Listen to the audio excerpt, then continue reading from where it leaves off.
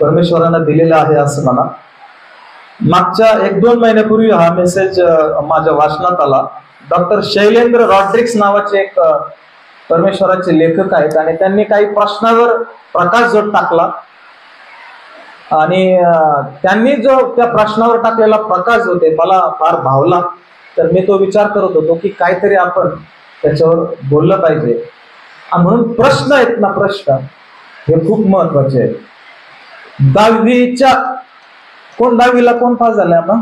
तू 10वीला नाही? हा, स्थवर. तुम्ही ज्यावेळेस 10वीला जाता ना, तर 10वीला म्हणजे 2 वर्षापूर्वी झाला बरं का. आता 10वीला तुम्ही गेल्यानंतर तुमचा सगळ्यात जास्त अभ्यासक्रम कशा प्रकारे असतो माहिती का? ज्यावेळेस तुम्हाला बोर्डाची परीक्षा असते, सगळ्यात जास्त भर ह्या गोष्टीवर असते, प्रश्न संच सोडवणे. काय? तुम्ही जास्तीत जास्त प्रश्न सोडल्यानंतर तुम्हाला तयारी होते, तुम्ही चांगले उत्तर लिहू शकता. म्हणून फक्त पाठांतर करीत बसायचं नाही, फक्त गणित सोडीत बसायचं नाही, फक्त वाचन करीत बसायचं नाही. आता वाचन झालं ते भरपूर झालं, आता गणित सोडले ते भरपूर झाले. आता प्रश्न कशा प्रकारचे असणार आहेत? येणाऱ्या परीक्षेमध्ये तुम्हाला काय त्या पाठ्यपुस्तकाच्या खाली असलेले 5-7 प्रश्न ते येणार नाहीत. स्पर्धा इतकी भयंकर आहे. म्हणून आता प्रश्न संच तयार केले जातात आणि सराव परीक्षा घेतल्या जातात.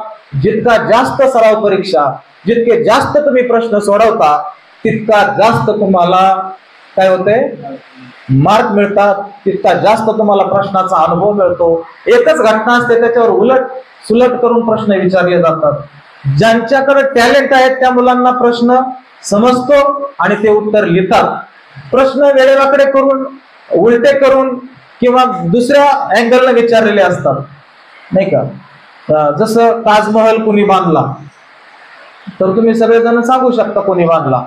पण कोणाच्या आठवणीत बांधला तर बरेच जण कमी होतील, अरे बापरे कोण होतं काय, किंवा मग त्याचा कारागीर कोण होता, मग तर विषय संपला.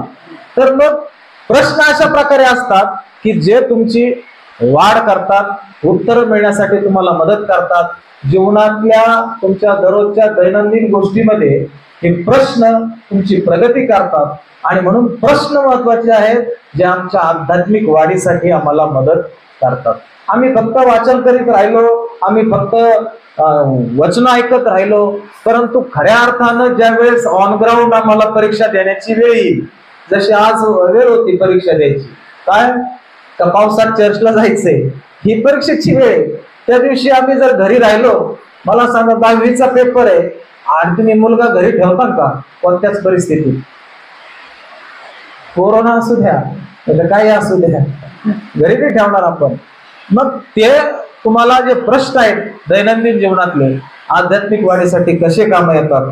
आणि म्हणून पहिला प्रश्न गेतशेमाने बागेमध्ये विचारला गेला. प्रभू येशूला धरायला सैनिकांची तुकडी, यहुदा इस्करियोत आणि मोठा फौजफाटा आला. आणि प्रश्न तुम्ही वाचा, मोठ्यानं वाचा. प्रभू येशूने विचारलंय, हा सगळा लवाजमा त्याच्याकडे गेतशेमाने बागेच्या अंधारामध्ये आलाय, की ती रात्र आहे ज्या दिवशी प्रभू येशूला अटक करण्यात आली आणि 600 लोकांची तुकडी किंवा त्यापेक्षा अधिक लोक, यहुदा इस्करियोत आणि मंदिराचे याजक, मंदिराचे पुढारी, मंदिरातले शिपाई, शिपायांची तुकडी, असा सगळा लवाजमा ज्या वेळेस तेथे आला, त्यावेळेस प्रभू येशूनं बऱ्याच वेळा असं होतं की जो गुन्हेगार असतो, ज्याला अटक करायची असते, तो गुन्हेगार मात्र लपला जातो. काय करतो? तो लपून जातो. कोणीतरी त्याला पकडायला, पोलीस आल्यावर तर विचारूच नका. मग अटक पूर्व जामीन होण्यासाठी कुठं कुठं ते फिरतील आणि किती किती लोकांना पैसे देतील. शक्यतो आम्ही लपतो अटकपूर्व जामीन मिळवण्यासाठी. आता जसं नवीन आपल्याकडे केस चालू आहे, त्याचा आपल्याला नामोल्लेख करायचा नाही, पण त्या केस मधले 2 लोक अजून सुद्धा फरार आहेत. इच्छा काय असते? अटकपूर्व जामीन मिळावा. इथं उलट परिस्थिती आहे. इथं प्रभू येशू समोर आलाय, त्याला माहितीये का हे मलाच पकडायला आले, हे मला अटक करायला आले. त्या ठिकाणी यहुदा पण आलाय, सैनिकाची तुकडी घेऊन आलाय आणि अशा सगळ्या या सगळ्या सोहळ्याला प्रभू येशू आमचा सामोरा जातोय आणि तो स्वतः म्हणतो, तुम्ही कोणाला शोधता? जे शोधायला आले त्यांना किती आनंद वाटला असेल.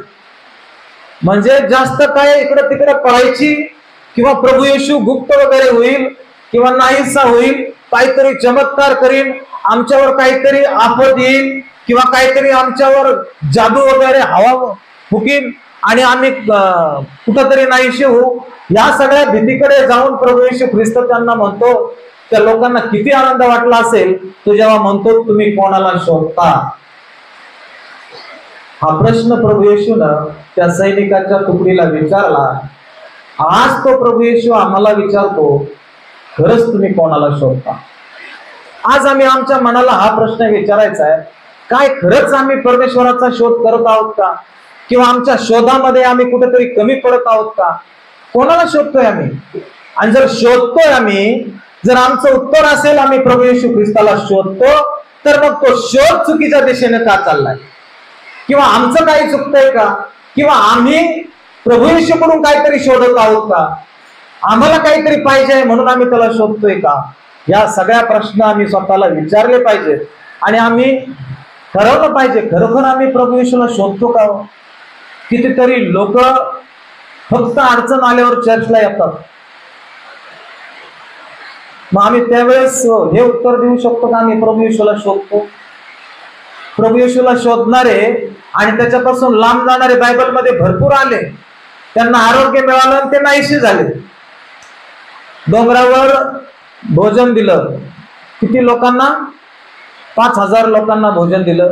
आता मार्क आपलं चालू आहे वाचन, त्याच्यामध्ये 4,000 लोकांना पण भोजन दिलं. किती लोक होते ते? 5,000 पुरुष, 5,000 स्त्रिया धरू, 2-2 मुलं पकडू, 3-3, 4-4 दिवस प्रभू येशू मागं ते लोक जाणारे मुलं घरी ठेवून तर येणार नाही. कोणाच्या भरोशावर ठेवतील? मग एवढा सगळा लावाजमा असताना हे लोक नंतर कुठं गायब झाले? ते सापडले नाही. 12 शिष्य होते, ते पण लपून बसले प्रभू येशूला पकडल्यानंतर. साक्ष द्यायला पण त्या 5,000 लोकांना कोणीच नव्हतं का? अनेकांना डोळे दिले, अनेकांना कान दिले, अनेक मेलेल्यातून उठवले गेले.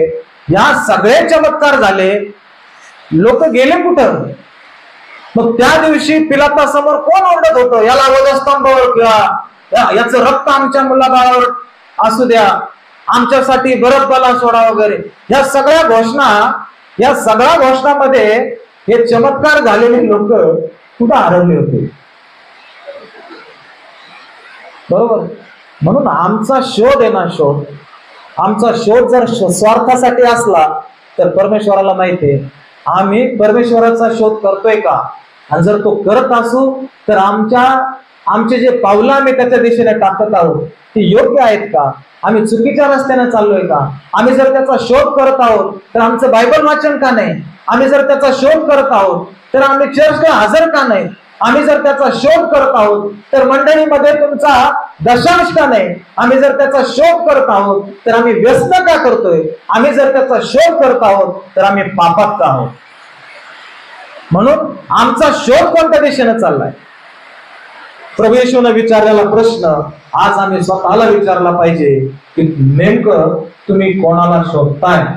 आणि जर प्रभू येशूला तुम्ही शोधत असाल तर आज तुम्हाला वेळ आहे. आज आम्ही पश्चाताप केला पाहिजे आणि आज आम्ही परमेश्वराजवळ गुडघे टेकले पाहिजे. आम्ही म्हटलं पाहिजे की परमेश्वरा, तुझा शोध घेण्यामध्ये आमच्याकडून काही चुका झाल्या होत्या, त्या आता मला सुधारायच्या, मला एक संधी. दुसऱ्या प्रश्नाकडे आपण जाणार आहोत.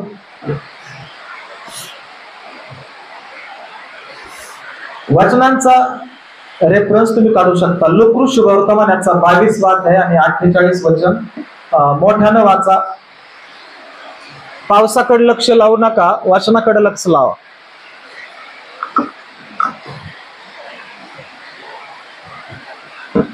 येशू त्याला म्हणाला, यहूदा चुंबन घेऊन मनुष्याच्या पुत्राला घरी देतोस काय? येशू त्याला म्हणाला, यहूदा चुंबन घेऊन मनुष्याच्या पुत्राला धरून देतोस काय? लूका शुभवर्तमान याचा 22 अध्याय आणि 48 वचन. महत्वाचा प्रश्न आहे. येशू कोणाला म्हणाला? यहुदाला म्हणाला, यहुदा चुंबन घेऊन मनुष्याच्या पुत्राला धरून देतोस काय? यहुदा चुंबन घेऊन मला पकडून देणार आहे प्रभू येशूला आधीच माहिती आहे. कोणाला माहिती आहे आधीच? प्रभू येशूला आधीच माहिती आहे यहुदा काय करतोय. तरी सुद्धा प्रभू येशू त्याला मुद्दाम हा प्रश्न विचारतोय, काय चाललंय भाऊ, चुंबन घेऊन तू मला पकडून देतो काय? असा प्रश्न ज्यावेळेस यहुदाला प्रभू येशूने विचारला असेल, यहुदाच्या मनामध्ये किती भयंकर वेदना झाल्या असतील. ज्यावेळेस आम्ही एखादं चुकीचं काम करतोय आणि चुकीचं काम करत असताना आम्हाला जर एखाद्यानं बघितलं, आम्हाला किती वाईट वाटतं. समजा मी तुमचा पास्टर आहे आणि मी बाहेर कुठेतरी सिगरेट ओढतोय, उदाहरण सांगितलं, मी ओढत नाही, आणि मला ब्रदर भेटले आणि मला म्हटले, काय पास्टर, काय म्हटले, काय पास्टर, काय राहील मग पास्टरचं? काही उत्तर नाही माझ्याकडं, मी काही बोलू शकत नाही. मी तुम्हाला सॉरी म्हणायच्या सुद्धा लायकीचा उरणारच नाही. तर मी जर तुम्हाला ज्ञान शिकवतो, इथं यहुदा 3.5 वर्ष प्रभू येशू बरोबर राहिला आणि प्रभू येशू त्याला सांगत आहे, काय सांगतोय माहिती का? यहुदा चुंबन घेऊन तू मनुष्याच्या पुत्राला धरून देतोस काय? त्याचा विषय तिथंच संपला. प्रभू येशूने त्याला ओळखलं, त्याने हेरलं, त्याच्या मनामध्ये कोणता मोठा आघात झाला असेल याचं आपण वर्णन करू शकत नाही. आम्ही ज्यावेळेस पापात असतो ना, प्रभू येशू आम्हाला हा प्रश्न विचारतो, बाळगळ तू हे पाप करतोस काय? मला माहित असतं ते, प्रभू येशूला सगळं माहिती असतं. आम्ही त्याच्यापासून काही लपू शकत नाही. यहुदा पण लपू शकला नाही, आम्ही पण लपू शकत नाही. भेटाईनं केलेलं पाप परमेश्वर जाणतो. आता सांगितलं पास्टर, सगळ्या गोष्टी परमेश्वर जाणतो. मग आम्ही भेटाईनं त्याच्यापासून काय लपू शकतो? आमचे कॅमेरे तुम्हाला बघत आहेत, हसत राहा. प्रत्येक ठिकाणी कंपनी मॉलमध्ये नाही का, हसत राहा. आमचे कॅमेरे तुम्हाला बघत आहेत. परमेश्वराचे कॅमेरे सदैव आपल्याला बघत असतात. काय लपू शकतो आपण त्याच्यापासून? आणि इथं प्रॉब्लेम काय माहितीये का? प्रभू येशूला हा प्रश्न काय विचारला असावा? संपूर्ण बायबल मध्ये प्रभू येशूने विश्वासाविषयी शिकवलं. योहान 3:16 मध्ये काय सांगितलं? देवाने जगावर एवढी प्रीती केली की त्याने आपला एकुलता एक पुत्र दिला, अशासाठी कुणाचाही नाश होऊ नये, सर्वांना सार्वकालिक जीवन प्राप्त व्हावे. काय सांगितलं? देवाने जगावर एवढी प्रीती केली की त्याने आपला एकुलता एक पुत्र दिला, अशासाठी की जो कोणी त्याच्यावर विश्वास महत्वाचा आहे ना. इथं आव्हान आहे की त्याच्यावर विश्वास ठेवायचा आहे. मागचे 3.5 वर्ष शिष्य प्रभू येशू बरोबर आहेत. हे शिष्य साधे नाही, त्यांना भूत काढण्याची सुद्धा दान परमेश्वराने दिले होते. सर्व प्रकारचे चमत्कार करण्याचे अधिकार प्रभू येशूनं या 12 शिष्यांना दिले होते. आपण मार्क मध्ये आता वाचलंय, मत्तई मध्ये वाचलंय. या सगळ्या शिष्य लोकांना ज्यावेळेस कामगिरीवर पाठवलं, त्यावेळेस अजून आशीर्वाद देऊन, अजून अधिकार देऊन त्यांना कामगिरीवर पाठवण्यात आलं. त्या सगळ्या क्वालिटी शिष्यांमध्ये होत्या. आवश्यकता होती यांनी विश्वासामध्ये राहायला पाहिजे. रक्तस्रावीसी विश्वासाने प्रभू येशूच्या वस्त्राला मी शिवले ग, उदास माझे जगणे अवघे, पुन्हा नव्याने हसले ग. विश्वासाने प्रभू येशूच्या वस्त्राला शिवली. 12 वर्षाचा रोगमुक्त झाली. आणि ते अजून एक घटना आम्ही पाहतो, ते भजन आम्ही म्हणतो, स्पर्श त्याने मला मात्र केला, त्याच वेळी महारोग गेला. त्यामध्ये काय म्हणतो तो महारोगी? काय म्हणतो? बोललो मीच त्या ख्रिस्तराया, शक्य आहेस व्याधी हराया, त्यास विश्वास माझा कळाला, त्याच वेळी महारोग गेला. कोणास विश्वास कळाला? प्रभूला माझा विश्वास कळाला. संपूर्ण बायबल विश्वासाविषयी सांगतंय आणि यहुदानं प्रभू येशूचा विश्वासघात केला. किती भयंकर गोष्ट आहे. ज्या गुरुनं जगाला विश्वासाविषयी सांगितलंय, प्रीतीविषयी सांगितलंय, प्रीती करण्याविषयी सांगितलंय, त्या प्रभू येशूचा शिष्य विश्वासघात करण्यासाठी फक्त 30 रुपयासाठी त्याचा विश्वासघात करतो. म्हणून प्रभू येशू त्याला म्हणतो की यहुदा, मनुष्याच्या पुत्राला चुंबन घेऊन धरून देतोस काय? आज आमच्यामध्ये अशा काही अडचणी आहेत, आमच्यामध्ये अशा काही समस्या आहेत, आम्ही चुकीच्या मार्गाने जात आहोत, आम्ही प्रभू येशूला फसवत आहोत का? आम्ही त्याचा विश्वासघात करत आहोत का? हा प्रश्न आम्ही स्वतःला विचारला पाहिजे. फसवणं चांगलं आहे का? आम्ही 10वीच्या परीक्षेला होतो गावात आणि 10वीच्या पूर्ण वर्षभर आम्हाला हायस्कूलमध्ये एक अभ्यासासाठी खोली मिळाली. काय मिळालं होतं?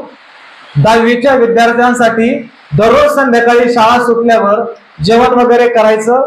10वीच्या वर्गातले 10-20 मुलं तिथे जाऊन अभ्यास करायचा. अभ्यास याच्यासाठी की आम्हाला पुढच्या परीक्षेमध्ये चांगले मार्क मिळावेत.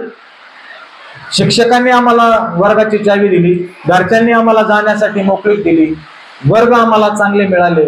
आम्ही तिथं अभ्यासाला जायचो, अभ्यास कमी करायचो, गप्पा टप्पा जास्त करायचो, अभ्यास कमी करायचो. शुक्रवार शनिवारचे चित्रपट बघायचो मित्राच्या एका घरी जाऊन. घरच्यांना वाटायचं हे अभ्यासाला गेले, आम्ही मात्र घरच्यांचा विश्वासघात करून, घरच्यांना फसवून आम्ही तिकडं टीव्ही बघायला जायचो, आम्ही चित्रपट बघायला जायचो. त्यावेळेस आम्ही आई वडिलांना फसवलं, त्यावेळेस आम्ही आई वडिलांचा विश्वासघात केला. पण आज त्या प्रश्नाचं उत्तर आज आम्हाला मिळालं. जर त्यावेळेस आम्ही विश्वासघात केला नसता तर आज आमची फसगत झाली. आम्ही आई वडिलांना फसवतो, आम्ही परमेश्वराला फसवतो. पण मला सांगू द्या मंडळी की आम्ही जर परमेश्वराला फसवण्याचा प्रयत्न करत असलो तर 100% आम्ही स्वतःलाच फसवत आहोत. असे कितीतरी उदाहरणं आहेत, आम्ही स्वतःला फसवतो. म्हणून विश्वासघात आम्ही कोणाचा केला? आणि जर आम्ही प्रभू येशूचा विश्वासघात करत आहोत, जर आम्ही आमच्या मंडळीच्या पालकांचा विश्वासघात करत आहोत, तर ध्यानात ठेवा, हा विश्वासघात, ही फसवणूक तुम्ही स्वतःची करत आहात. म्हणून आपण तिसऱ्या प्रश्नाकडे जाऊया. खूप प्रश्न आहेत, वेळ थोडा आहे, काय जेवढे राहिले काही नंतर घेऊयात. प्रभूजी, आम्ही तलवार चालवावी काय? लूक वर्तमान याचा 22वा अध्याय 49 वचन. प्रभूजी, आम्ही तलवार चालवावी काय? कोण कोणास म्हणाले? हा सांग.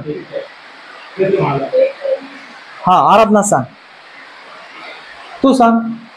कोण सांगतोय? हा सांगा. काय नाही, कोण म्हटलं?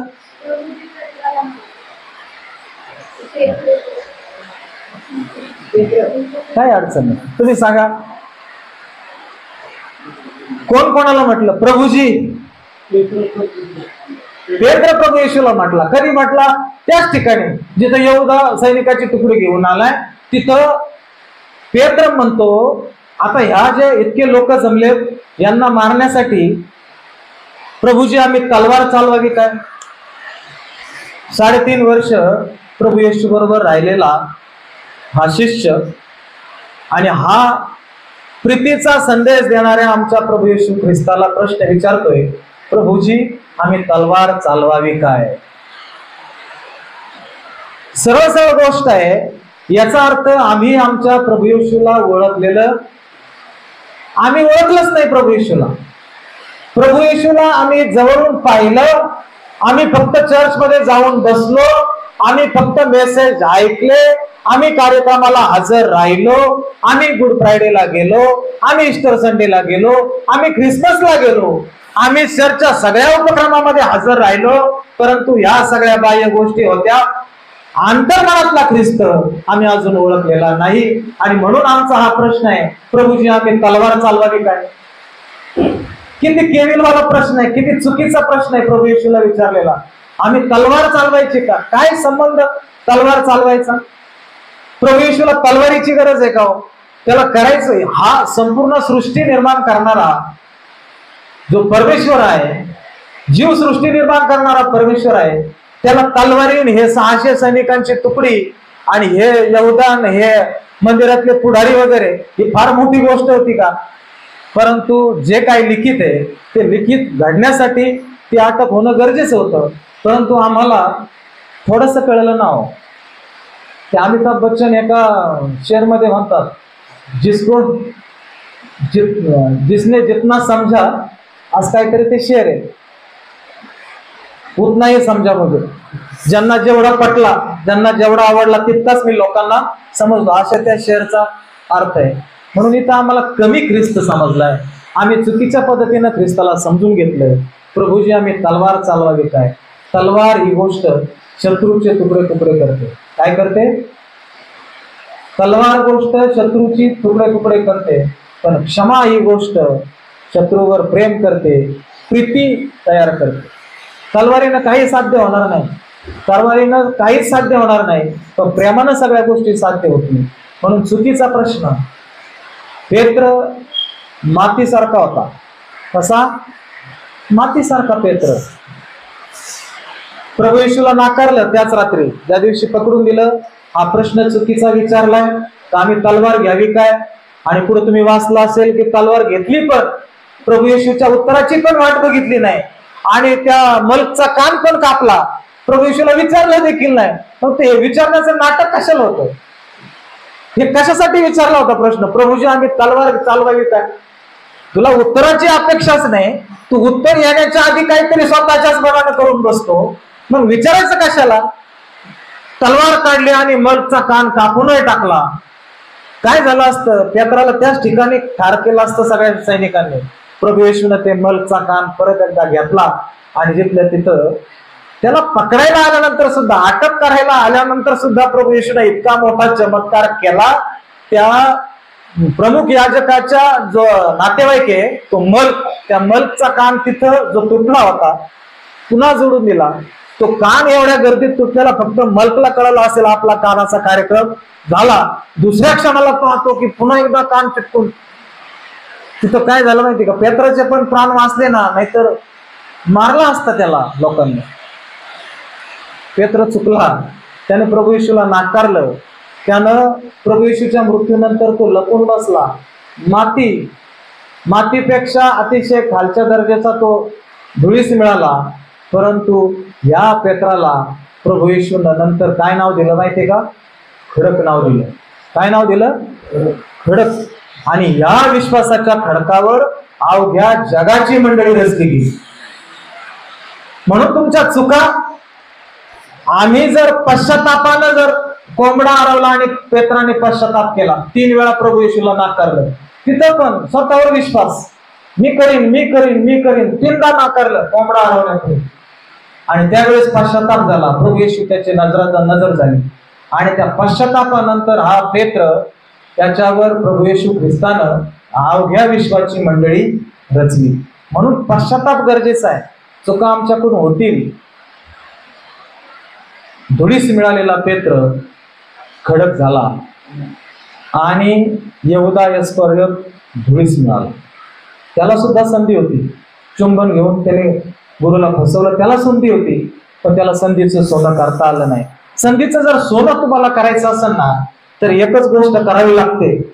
तुम्ही फार काहीतरी जास्त करायची गरज नाही, पण तुम्ही साधेपणानं, नम्र मनानं, पश्चातापी अंतःकरणाने ज्यावेळेस परमेश्वराजवळ बसता, परमेश्वर तुम्हाला सगळ्या गोष्टीतून बाहेर काढतो.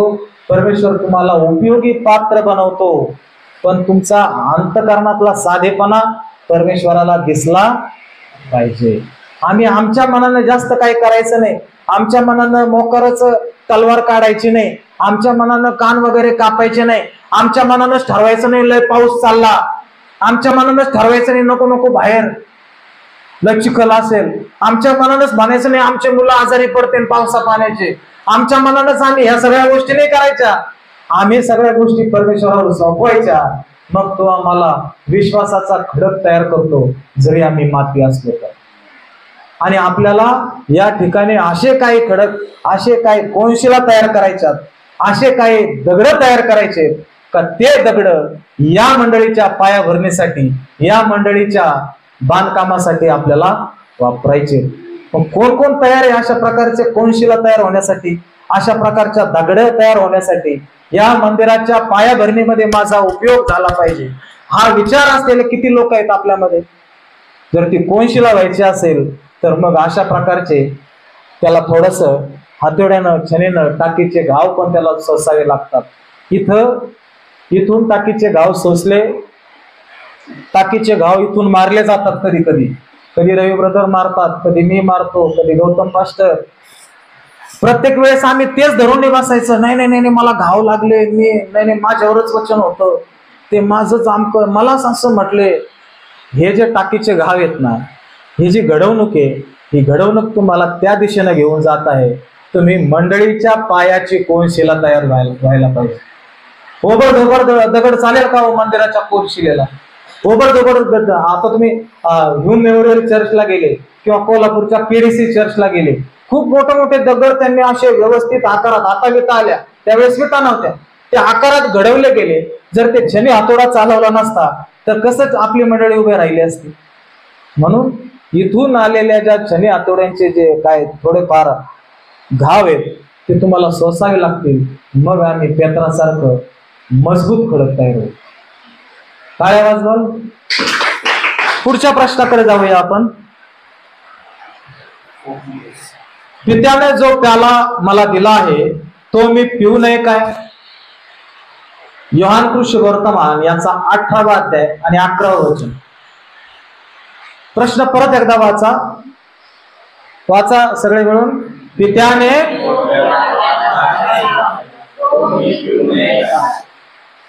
कोण कोणास म्हणाले? प्रभू येशू म्हटला. कोणाला? शिष्यांना म्हटलं. काय म्हटला? पित्याने जो प्याला मला दिला आहे तो मी पिऊ नये काय? प्याला म्हणजे काय हो? चित्र ब्रदरने चांगलं टाकलेलं आहे. प्याला म्हणजे काय? हा, द्राक्षरसाचा प्याला. पित्याने मला जो प्याला दिलाय, प्रभू येशू त्या प्याल्याविषयी बोलतो का हो? पाणी प्यायच्या, द्राक्षरस प्यायच्या प्याल्याविषयी. तो प्याला म्हणजे काय? हा, बरोबर. त्याने आमच्यासाठी बलिदान केले, आमच्यासाठी त्यानं जीवन दिलं, तोच आमच्यासाठी प्याला आहे. परंतु खऱ्या अर्थानं प्याला या शब्दाचा अर्थ इथं कोणत्या अर्थानं? पित्याने जो मला प्याला दिलाय तो मी पिऊ नये काय? चांगला शब्द कोणतरी सांगू शकेल का? प्याला हे कोणत्या उपमा अलंकाराचं उदाहरण आहे? म्हणजे कोणती उपमा, कशासाठी उपमा दिली? प्याला पिऊ नये काय? आमेन, जोरदार टाळ्या. परमेश्वराने मला जे काम दिलंय ते मी पूर्ण करू नये काय? परमेश्वराने मला जी जबाबदारी दिली ती मी पूर्ण करू नये काय? परमेश्वराने मला जे दुःख सोसण्यासाठी पाठवलंय ते मी सोसू नये काय? हा परमेश्वरानं प्रभू येशूनं शिष्यांना विचारलेला प्रश्न आहे. मला जो प्याला दिलाय तो मी पिऊ नये काय? आम्हाला प्रत्येकाला वेगवेगळ्या जबाबदाऱ्या दिल्या आहेत मंडळीमध्ये. कोणी दिल्या जबाबदाऱ्या? पास्टरांनी नाही, लीडरने नाही, कोणी नाही. त्या जबाबदाऱ्या परमेश्वरापासून येतात असं माना तुम्ही स्वतः. ह्या ज्या छोट्या छोट्या जबाबदाऱ्या आहेत परमेश्वर देतो. स्टेफन माहिती आहे तुम्हाला, ज्याला धोंड मार झाली आणि त्याला मारण्यात आलं. स्टेफन काय काम करत होता? जेवण वाढण्याचं काम करत होता, पंक्ती सेवा. काय त्याला हे काम कुणी दिलं? शिष्यांनी प्रार्थनापूर्वक त्याला दिलं. हे जे कामगिरी आहेत ना, ह्या परमेश्वरापासून आम्हाला दिल्या जातात. आणि मग जर त्या कामगिरी, हा प्रश्न आम्हाला स्वतःला विचारायचा आहे की त्यानं जो प्याला मला दिलाय तो मी पिऊ नये काय? मला जर परमेश्वरानं जर काही जबाबदारी दिली तर मी पूर्ण करू नये काय? मला काल गौतम पास्टरांनी सांगितलं तुम्हाला वचन सांगायचंय, मग मी पावसाचं कारण सांगून घरीच थांबू काय? मी तो प्याला पिऊ नये काय? काय दुःख मी सहन करतोय? प्रभू येशूनं आमच्यासाठी रक्त सांडलं. आम्ही कोणती मोठी जबाबदारी पाडत आहोत? आम्ही काही करत नाही. आम्ही त्यानं दिलेल्या जबाबदाऱ्या त्या सुद्धा आमच्या झेपत नाहीत. आम्ही त्याच्यात सुद्धा वेगवेगळे प्रश्न निर्माण करतो, त्यामध्ये आम्ही वेगवेगळ्या फांद्या पडतो. किती चुकीच्या पद्धतीने आम्ही या जबाबदाऱ्या झिडकारत आहोत. प्रभू येशूने दिलेला जो कामगिरी आहे, ज्या जबाबदाऱ्या आम्हाला दिल्या, काय आम्ही त्या जबाबदारीशी इमानदार आहोत का? आम्ही इमानदारीने ते काम करत आहोत का? हा प्रश्न आमच्या मनाला मी विचारायचा आहे आज. मला जी कामगिरी दिली, काल मी पटेकर बंधूंना काही स्लाइड्स विषयी काही शब्द पाठवले आणि त्यांना सांगितलं की ह्या स्लाइड्स मला तयार करून द्या. मला सकाळपासून दुपारपर्यंत पडलेला प्रश्न होता, औरंगाबाद ते नगर किती पाऊस असेल आणि आमचे ब्रदर आज काय येणार नाही. दुपारी मला त्यांचं 11च्या दरम्यान स्टेटस दिसलं. मी म्हटलं गाडी निघाली. त्यांना जी जबाबदारी परमेश्वराने दिलेली आहे, ही तांत्रिक सेवा, ह्या सगळ्या गोष्टी ती त्यांनी पार पाडायची नाही काय आमच्या साध्या साध्या अडचणीमुळे. पावसाचा विचारच त्यांनी केला नाही. गाडी निघाली नगरच्या दिशेनं. 110 किलोमीटरचा प्रवास आणि आम्हाला 2 किलोमीटर चर्चला यायला होत नाही. किती किलोमीटर? 2 किलोमीटर. कित्येकांचे घर 2 किलोमीटर सुद्धा नाही. मी मागे एका गावात कीर्तनाला गेलो, फक्त रस्ता क्रॉस करून लोक चर्चला जात नाहीत. फक्त एक रस्त्यामध्ये आहे, 9 मीटर रस्त्याच्या पलीकडे चर्च आहे आणि 9 मीटर रस्त्याच्या अलीकडे सगळे लोक राहतात. परंतु तिथून बघतात प्रार्थना चालू झाली का, पालक आलेत का, गाणे म्हणायला कोण कोण आलं. मग जो आपल्याला गाणे म्हणणारा आवडतो तो जर आला तरच पुढचे 9 पावलं टाकायचे, नाहीतर आपल्या घरातच बसून टाळ्या वाजवायच्या, नाहीतर टीव्हीचा आवाज वाढवून द्यायचा. आम्हाला जी जबाबदारी दिली त्या जबाबदारीविषयी आम्ही इतकं अनभिन्न असू नये. आम्हाला ज्या परमेश्वरापासून जबाबदाऱ्या दिल्या त्या जबाबदाऱ्या आम्ही झिडकारता कामा नाही. जर आमचा प्रभू येशू ख्रिस्त इतकी मोठी जबाबदारी झिडकारत नाही, आमचा प्रभू येशू ख्रिस्त तो प्यालाच पित्यानं त्याला जो प्याला दिला होता तो प्याला त्याने आमच्यासाठी सहन केला, मग आम्ही प्रभू येशूसाठी कितीशा गोष्टी सहन करू शकतो. अगदी या छोट्या छोट्या गोष्टींचा आम्ही विचार करून आम्ही आमच्या जबाबदारीपासून तोंड फिरवायचं काय? किती छोट्या जबाबदाऱ्या आम्हाला दिल्यात.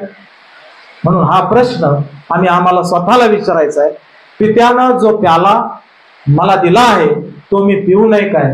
पित्यानं जी जबाबदारी मला दिली ती मी पिऊ नये काय? पुढच्या प्रश्नाकडे आपण जाऊया आणि बाकीचे प्रश्न आपण नंतर घेऊ, नाही का?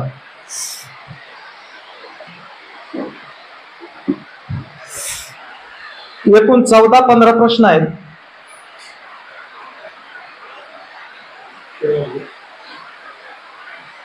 हो, तर आपण शेवटचे 2 प्रश्न घेऊ. आदामा तू कोठे आहेस? हे प्रश्न आपण वेळेअभावी स्किप करू. स्लाइड दाखवू शकता?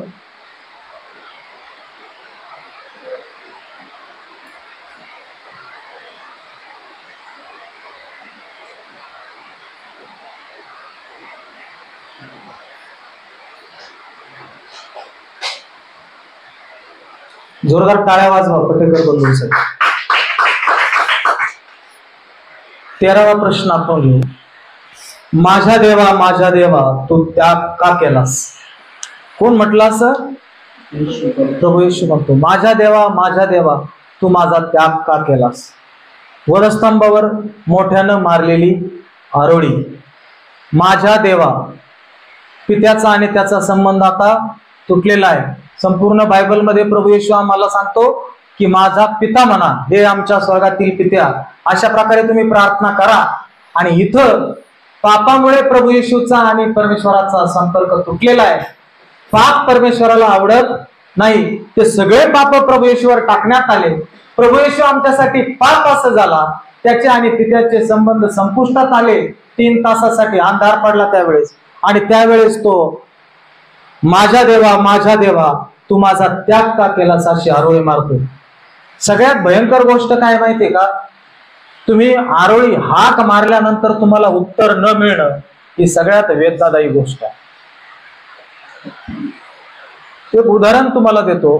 ज्यावेळेस एखाद्या आईचा मुलगा मरण पावतो आणि त्याच्या मृतदेहावर बसून ती ज्यावेळेस त्याला हाका मारत असते, किती हृदयद्रावक हाका असते होती. तिथं दगडाच्या काळजाचे कितीतरी लोक बसलेले असले ना, त्यांच्या डोळ्यातून टपकन पाणी पडतं. का पडतं माहितीये का? ती मोठमोठ्याने तिच्या बाळाला हाका मारत असते आणि तिचा मुलगा तिच्या हाकेला उत्तर देत नसतो. सगळ्यात हृदयद्रावक घटना काय माहितीये का? हाकेला उत्तर न मिळणे. काय? इथं आमचा प्रभू येशू पित्याला हाक मारतोय, परमेश्वर त्याला उत्तर दिलेलं नाही. दिलंय का उत्तर? वाचा तुम्ही बायबल, त्याच्यामध्ये परमेश्वरानं काहीही उत्तर दिलेलं नाही. सगळ्यात भयंकर गोष्ट ही आहे, माझा देवा माझा त्याग का केलास? आमच्यासाठी तो पित्यापासून दूर झाला. आमच्या पापामुळं आम्ही पाप केले म्हणून त्याचे आणि पित्याचे नातेसंबंध काही काळापुरते तुटलेले आहेत. म्हणून आम्ही या प्रश्नाकडे आपण बघूया. आणि इथं आम्हाला प्रभू येशू ख्रिस्त एक प्रश्न विचारतो, माझ्या बाळा तू माझा त्याग का केलास? आज प्रभू येशू ख्रिस्ताचा आम्हाला प्रश्न आहे, माझ्या बाळा तू माझा त्याग का करतोस? त्याग का केलास? आमच्याकडून अशा रोज घटना घडत आहे. आम्ही प्रभू येशूचा त्याग करतो, आम्ही पापाचा स्वीकार करतो, आम्ही ख्रिस्ताला नकार देतो. याच्यामध्ये प्रश्न होता एक मागे गेलेला की तुमच्यासाठी कोणाला सोडावं असं तुमची इच्छा आहे, बरब्बाला की प्रभू येशूला? दुसऱ्याच क्षणाला लोकांनी उत्तर दिलं, आमच्यासाठी बरब्बाला सोडा. वेळ सुद्धा गेला नाही, एक क्षणाचा सुद्धा अवलंबन न करता लोक पापाकडे इतके ओढले जातात. क्षणभरात त्यांनी उत्तर त्यांचं तयार होतं. प्रभू येशूच्या नावाऐवजी ताबडतोब त्यांनी उत्तर दिलं, आमच्यासाठी बरब्बाला सोडा. आज आम्हाला हा प्रश्न आहे, माझ्या बाळा तू माझा त्याग का केलास? आम्ही त्याच्यापासून त्याचा त्याग करून इकडं तिकडं भरकटत आहोत का? आम्ही पापाच्या प्रसंगात आहोत का? आम्ही चुकीच्या मार्गाने जगत आहोत का? या सगळ्या गोष्टी आम्ही त्याचे मुलं म्हणून त्याला उत्तर देणे आम्हाला भाग पडते. आम्ही आज स्वतः हा प्रश्न विचारू की नेमकं आम्ही त्याचा त्याग का केलेला आहे? आणि शेवटचा प्रश्न, आदामा तू कोठे आहेस? जो प्रश्न प्रभू परमेश्वराने कोणाला विचारला? आदामाला विचारला. हा प्रश्न आज आम्ही स्वतःला विचारू का आम्ही नेमकं कुठे आहोत? आदामाला तिथे प्रश्न विचारला त्याच्या भौगोलिक स्थानाविषयी. कोणतं? कुठे आहे? तू दिसत नाही. तो शिळोत्याचा वारा सुटलाय आणि त्या ठिकाणी आदाम दिसत नाही. रोज परमेश्वराची त्याची भेट व्हायची, परंतु आज मात्र आदाम कुठेतरी लपलाय. काहीतरी अघटित काहीतरी घडलेलं आहे. आदामा तू कुठे आहेस? आज आम्हाला परमेश्वरानं हा प्रश्न विचारलेला आहे की तू बारगळ तू कुठे आहेस? स्तवन तू कुठे आहेस? विशाल तू कुठे आहेस? प्रभू येशूच्या संबंधामध्ये, त्याच्या वचनामध्ये, आमच्या आध्यात्मिक वाढीमध्ये